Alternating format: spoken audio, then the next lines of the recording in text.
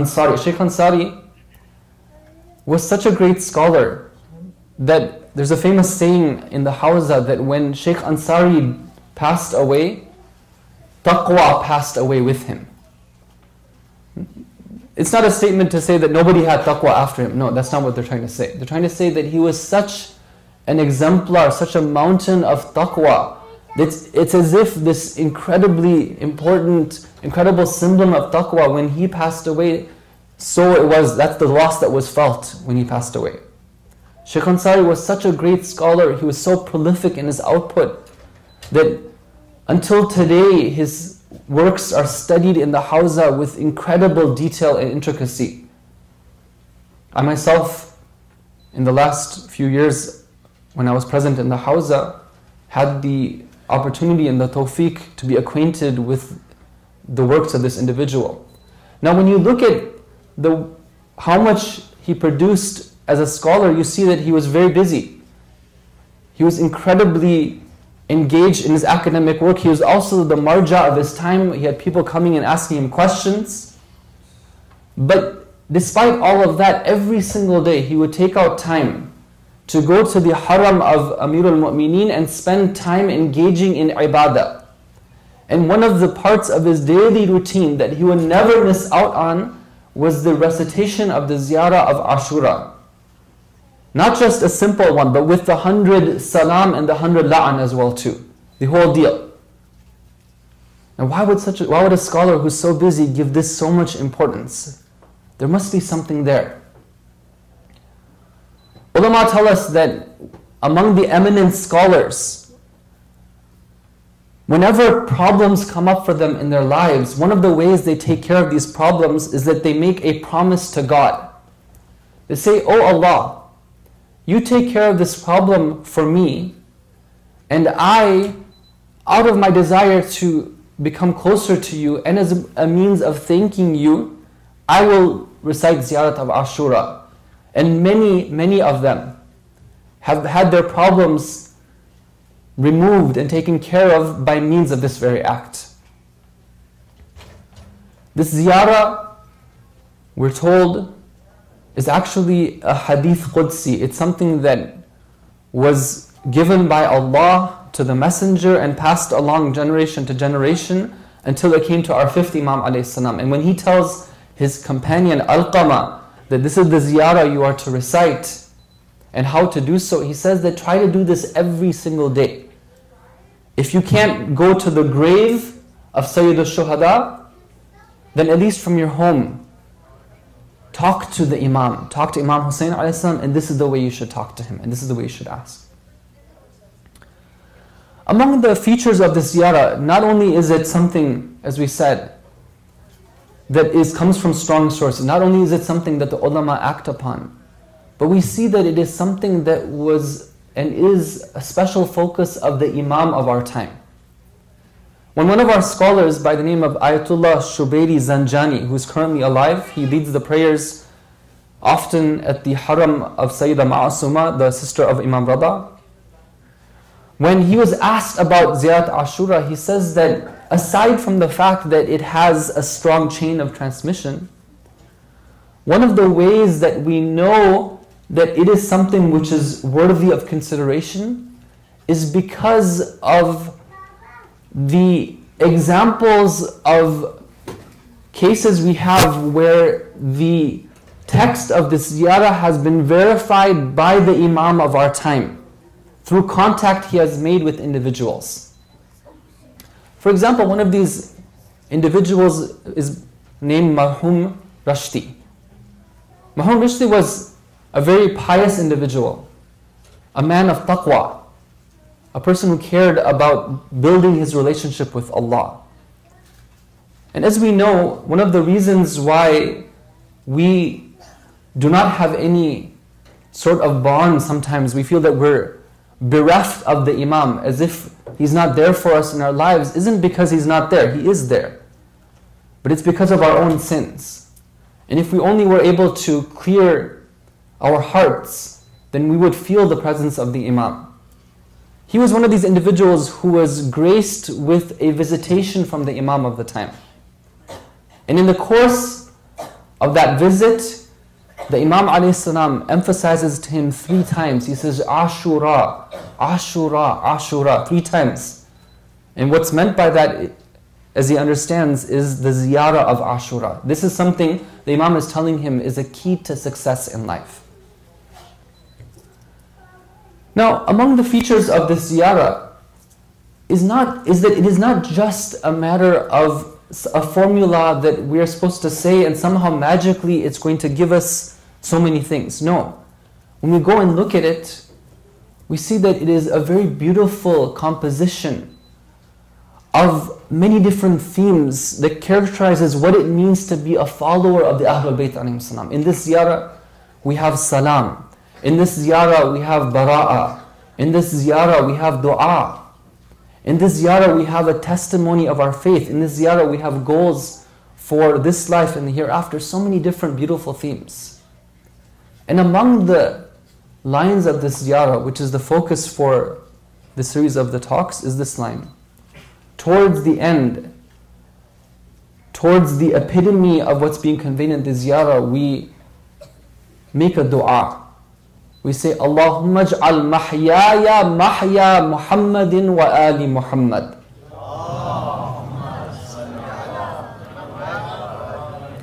O Allah, make my life the life of Muhammad and the family of Muhammad. Wa mamati mamata Muhammadin wa ali Muhammad. This is a line that you all know, you've all heard. But have we thought about it? Have we pondered upon it? O Allah, make my life the life of Muhammad and his family. O Allah, make my death the death of Muhammad and his family. There's a profound statement being made here, which goes back to what we're here for.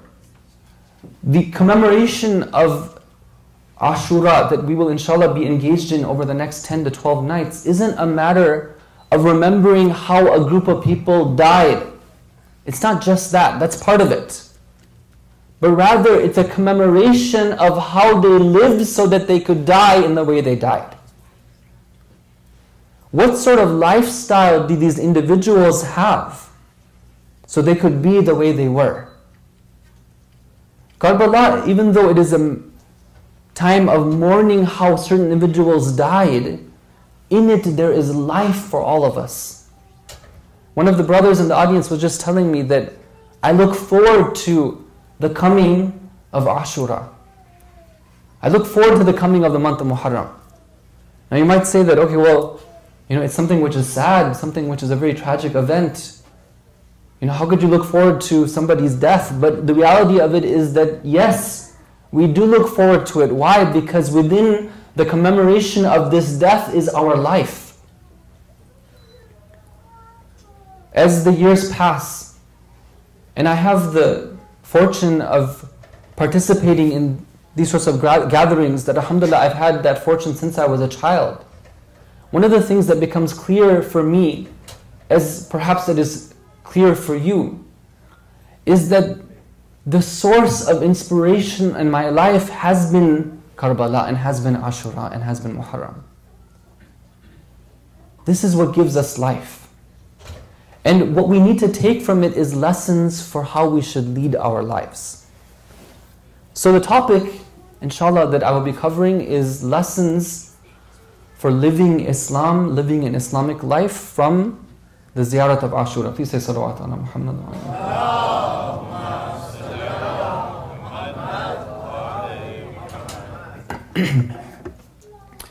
Now, what does it mean to lead a life, an Islamic life? What does it mean to have an Islamic lifestyle?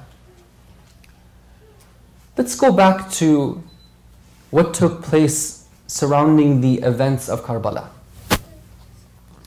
There were the individuals who were granted the tawfiq, they were given that opportunity to be present along with Imam Hussein alayhi salam, and they participated in that battle. They received their status of shuhada. As I said, we need to see how it is that they lived their lives. And one of the ways we can do so is by contrasting them with individuals who weren't in Karbala. As you know, there were a small number of people who were present with Imam Hussein alayhi salam, 72 people. What about those who didn't make it? What is it that prevented them from doing so? We can compare and contrast and divide these people into different groups. We have in one group people like Habib ibn Madahir. Habib, as you know, was one of the noblemen of Kufa. He was living in a city which was the modern city of the times. It was the place which was the happening place. He was a leader there. He was one of the noblemen. He was one of those individuals who signed that letter, and the chief letter that was sent to Imam Hussein inviting him to Kufa. But you know the story, that when Imam Hussein makes his way, he sends his messenger, Muslim ibn Aqil, and what sort of welcome Muslim is given, but then what sort of disappointment comes afterwards. Habib, however, never wavers. Habib, no matter what, decides that he will fulfill his promise. He makes his way to Karbala. Despite his age, despite having whatever excuse that he might have been able to forge, he goes to Imam Hussein and he sacrifices everything for his cause. But we have other individuals who didn't make it. There were others who wrote letters to Imam Hussein alayhi salam. But when the pressure came, they weren't able to fulfill their promise. Whatever reason, somebody had family situations, somebody had financial concerns, somebody was scared over the threats they received from Ubaydullah ibn Ziyad, many different reasons. But they didn't make it to Karbala. They wrote the letter, but they didn't make it. What was their lifestyle like? Why is it they didn't make it? We have others who didn't even write the letter in the first place. They were just busy in their own lives. This major event was unfolding, this event that would forever change the course of history. The grandson of the messenger of God was calling them to join him. This was a command from the Imam of the time. They had lived under the rulership of his father. They had heard the sermons of wisdom, but they were completely apathetic. What is it that they were doing? What sort of lifestyle did they have? You see, brothers and sisters, being in the path of Imam Hussein alayhi salam, living the life of, as the ziyarah says, Mahya Muhammad wa Muhammad is not something which is just a matter of lip service. This is a serious matter, and people have fallen into different groups around this very matter. Let's look at our current situation right now. Right now we're living at a time where we see different people who call themselves Muslims acting in different sort of ways. You all know about the group or groups that are using the name of Islam to promote an agenda of sectarianism and to promote an agenda of violence. You saw in the last few months what sort of events were taking place in Syria and Iraq, and even in the last few days here on the soil of this very country right here. This is one form of an understanding of Islam. Now, I personally don't know anybody in my friends or my acquaintances who subscribes to this ideology. But what I do know is that this ideology and this way of thinking about Islam has led to a reaction among practicing Muslims who want to do the right thing. I was talking to a brother, and this brother was having some serious issues. It went down to very basic things, even as basic as salah. Now, you know, sometimes people, when they have trouble with things, they're not willing to face the real reasons. They try to come up with some excuses. I don't know if this was an excuse, or perhaps it had some shade of reality as well too. I was telling him that, look at brother, when it comes to the salah, this is the basic pillar of the deen. This is something which establishes your connection with God. The very least you can do to be thankful of everything Allah gave you is to say your prayers. How long does it take? You know what his excuse was? He says that, well, whenever I start to pray, I think about those people who pray, but when they do so, they behead their victims. And I say, okay, if prayers is going to make them behead their victims, then I don't want anything to do with it. Now you might look at this and say that, okay, well, this is ludicrous, right? How can somebody who claims to do something in the name of Islam affect our Islam? That's an extreme example, but actually what's happening in today's world is something new. It's called modern Islam. Or in the words of some, it's called atheist Islam. What do we mean by that? There are some who, in reaction to the extremism, what they are doing is they're saying that, okay, we are going to remain Muslim, but we're going to cut out an entire part of Islam, because that's something which isn't compatible with what everyone else is doing. Now, brothers and sisters, this is a serious matter. How committed are we to Islam? Should we just take the Quran and say that, okay, any verses which non-Muslims, or with what the 21st century way of philosophy and the way of thinking disagrees with, we should just cut them out? Any teachings of Islam, any type of teachings which teach us how to be and how we should act that are not compatible with the most modern way of thinking, we should just take it out of the religion? Is that the way we should respond? Is any form of extremism a bad thing when it comes to Islam? Let's go to the Quran. This is from Surah Fatir. A'udhu billahi minash shaitanir rajim. Allah subhanahu wa ta'ala describes three groups of people. ثُمَّ أَوْرَدْنَا الْكِتَابَ الَّذِينَ اصْطَفَيْنَا مِنْ عِبَادِنَا فَمِنْهُمْ ظَالِمٌ لِنَفْسِهِ وَمِنْهُمْ مُقْتَصِدٌ وَمِنْهُمْ سَابِقٌ بِالْخَيْرَاتِ بِإِذْنِ اللَّهِ ذَلِكَ هُوَ الْفَضْلُ الْكَبِيرُ. Allah describes three groups of individuals. There's one group of individuals He classifies as being ظَالِمٌ لِنَفْسِهِ. They're oppressors. But whom do they oppress? They oppress their own souls. They don't lead a life where they care about God. The only thing they care about is their own selves. They serve their own selves. They themselves are their biggest idols. And the net result of that, according to the word of God, is that they have oppressed themselves, they have destroyed themselves, and they will see the reality in the hereafter. There's a second group of people who are those who are muqtasid. They are moderate. Their commitment to Islam is something which is perhaps half-hearted commitment to Islam. Maybe when it comes to certain rites and rituals, they're okay with it. But when it comes to accepting and practicing Islam as a whole, the commitment isn't truly there. But there's a third group of people who are those who are sabiqun bil khayrat. They're the ones who are foremost in doing the good deeds. Now, there's three groups that are described here. Let's say that I wish to be amongst the third group. Those who are always trying to do the best thing possible, who are trying to find goodness and trying to find the truth and trying to find the most just thing and trying to act upon that. Should I be considered as an extreme person because of that? Do you see how this language of extremism is something which is quite dangerous for us?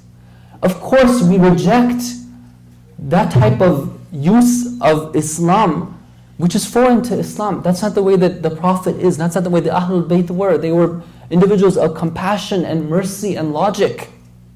But at the same time, we reject anybody who says that we can't be extreme in our love for truth, and our love for justice, and our love for wanting to serve Allah. So that goes back to the discussion of trying to live Islam. How is it that we can live, how can we make our lives the lives of Muhammad and the family of Muhammad? Sallu ala Muhammad wa ala ali Muhammad. Inshallah, in the course of the upcoming nights, we're going to be looking at different aspects of living life.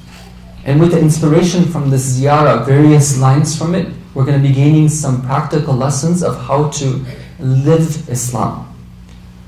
What I'd like to do tonight, before moving on to the Masail portion, however, is to talk about one aspect of being a follower of Muhammad and the family and the Ahlul Bayt alayhim salam, which is that of mourning Imam Hussein alayhi salam. How should we do so? Part of our lives we dedicate towards this enormously important cause. And I'd like to right here now mention that those of you who are taking the pains to come every single night, to dress in black, to take time from your schedules, and those of you who are taking time to organize these programs, may Allah reward you immensely for your efforts. This is something which is incredibly important and incredibly useful for yourselves and for the community. It's something which the Ahlul Bayt alayhim salam used to encourage us to do. We're not doing something here which is new. We're doing something here which goes directly back to the Ahlul Bayt alayhim salam. There are some very incredible traditions we have about the importance the Ahlul Bayt used to put on gatherings just like this one.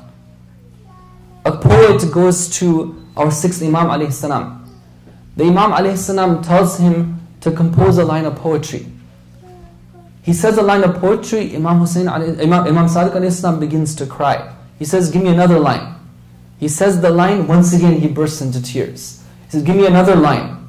One after the other, the words are flowing from the tongue of this poet. The tears are flowing from the eyes of the Imam. And this atmosphere of mourning spreads to the whole household of the Imam. Soon the whole house is weeping because of the words of this poet. And then the Imam alayhi salam says to him that anybody who is able to cause 50 people to cry on account of Imam Hussein alayhi salam, falahul jannah. That person deserves paradise. They said, no, not just 50 people. Even if 40 people, that person deserves paradise. Not just 40, 30, 20, 10. The Imam alayhi salam continues, 5, all the way down to even one person. And then he says, even if somebody himself remembers what happens to Imam Hussein alayhi salam and is able to shed tears, falahul jannah. And even if they cannot shed tears, if they try to do so, and they open up their heart to be softened by the mercy of Allah, with the hope that Allah will take it upon Himself to give that gift of tears, falahul jannah. That person is deserving of paradise. What that means is this culture of mourning is something which is exactly what Ahlul Bayt wanted us to do. But how should we go about doing so? I wish to share with you 4 points of advice that we have been given by one of our contemporary eminent scholars by the name of Ayatollah Jawadi Amuli. Hafidhahullah. You might have heard his name. He is a master of many different fields, including tafsir of the Quran and philosophy, and he has spoken extensively about the rationale and the philosophy behind mourning Imam Hussein alayhi salam. Number 1, his advice for those who are participating in these gatherings is that we should not just watch, but we should participate as well. It's not just about coming and it's like a big show that I'm just going to be a spectator in. It's not a spectator sport. Rather, it's an event for everyone to come in and pitch in and participate in whatever way we can. If other people are crying, this message is for my young brothers and sisters, that you see other people crying, you yourself try to cry as well too. If you don't understand, then whatever it is that you remember about this pure soul whose blood and whose blood of his family was spilled on the plains of Karbala, whatever you remember, bring that to your mind and try to see what happens. When you see people beating their chest, you also beat their chest as well too. If you see people participating by volunteering and organizing and cleaning and serving, you also get involved as well too. whatever capacity is, we're supposed to not just sit back, but also participate as well too. It's supposed to be a community event that everyone comes forward and participates in. Number 2, he says that when you participate in the mourning of Imam Hussein, do so in the state of wudu. Now this is something which is quite amazing here. Because normally we do wudu when we want to do something holy. We want to touch the Quran, we want to read the Quran, it's mustahab. When we touch the Quran, it's wajib. When we say our salah, it's wajib. In different, when you go to sleep, we're told that we're supposed to be in the state of wudu so we can be counted as having worshipped the whole night.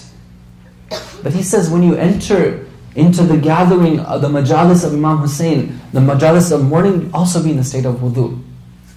Because after all, if we want to achieve purity, it doesn't come about just randomly. There's certain conditions that have to take place. We ourselves have to be pure to be able to connect to the pure one.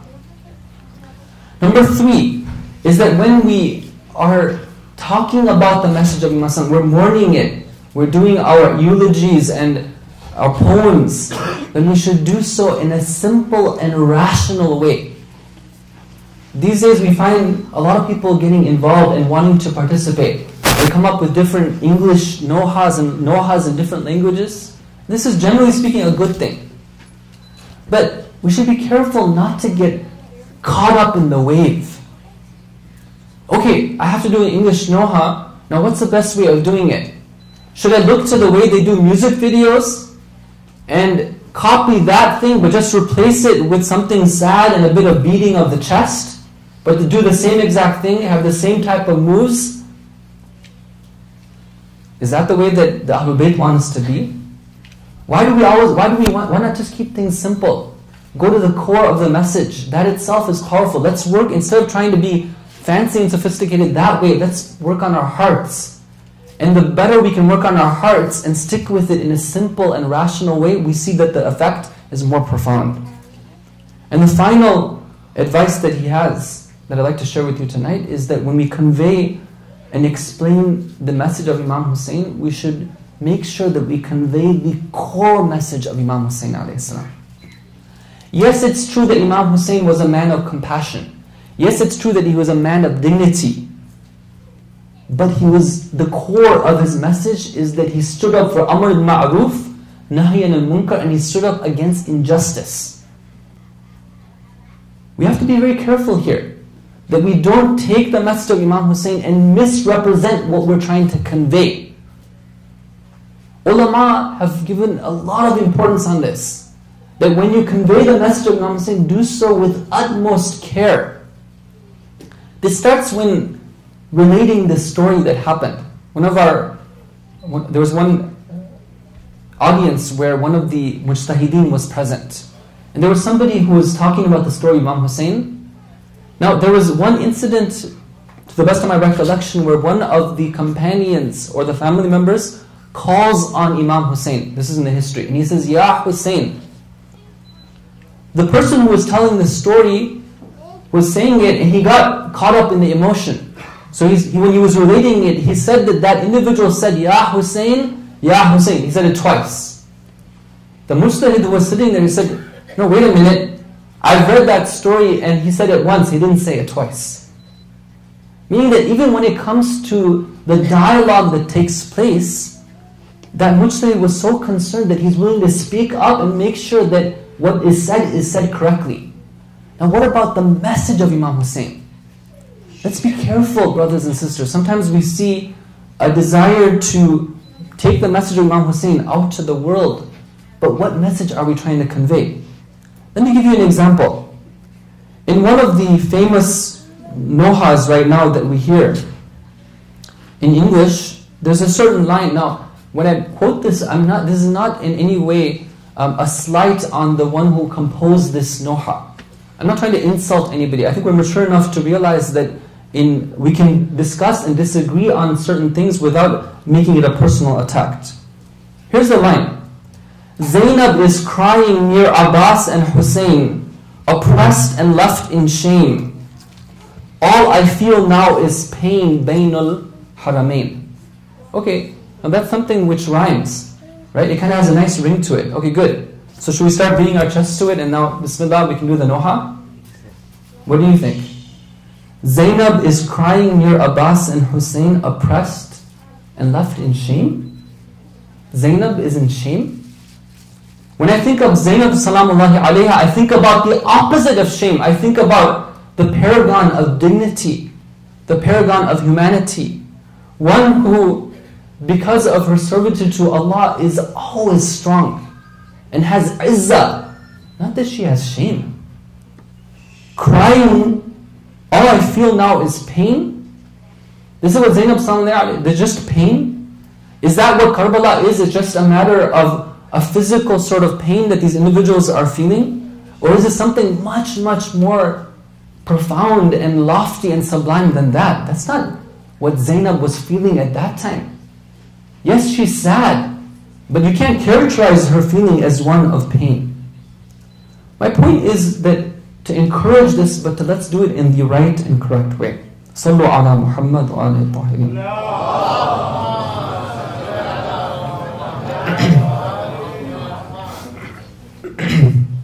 Sallallahu alayka ya Aba Abdillah.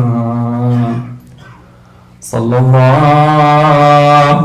alayka ya Ibna Rasulullah. Ayyuhal maqtulu atashana. It is the month of Muharram. In hadith we're told that when Imam As-Sadiq alayhi salam would be reminded of the martyrdom of his grandfather in the morning time, that entire day he would not be smiling. In following the Imams, the Shias in this month are not seen in their normal state. This is a month of grief, a month of mourning.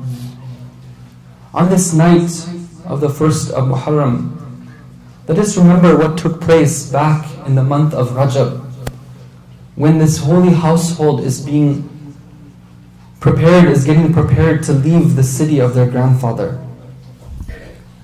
We know the story that Imam Hussein a.s. is commanded to give bay'ah to Yazid, but he refuses to do so.